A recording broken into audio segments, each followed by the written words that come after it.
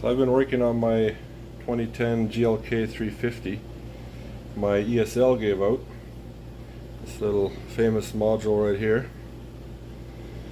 And so I had to take it right apart, take the steering column right out.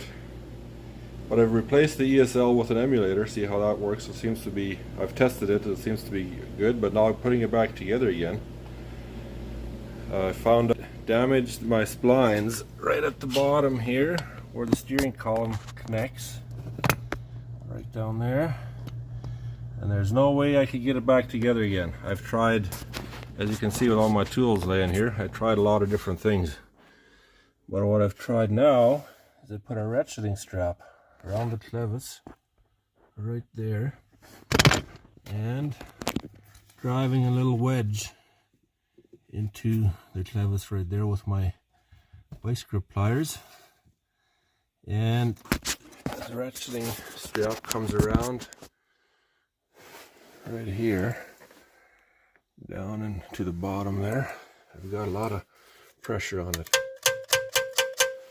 Pretty tight, and it looks like I finally got it in far enough. So just a little trick that might help someone out. I'm just hoping I didn't damage my splines up here. I think this strap will have protected it.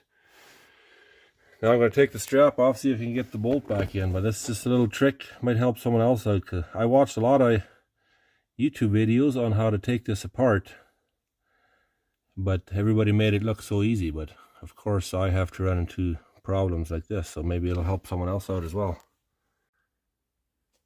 So I backed off the strap, and wouldn't you know, it actually works. I can get the bolt back in. There you go. Slides into that groove on that shaft. Just gonna tighten that up and we should be good to go. Wow, I'm so happy that worked. Together again, and it's working. It's awesome. So that's a little trick, so it might help someone else out. You can see you got it all the trim back on and steering wheel on. You can see I triggered my airbag fault.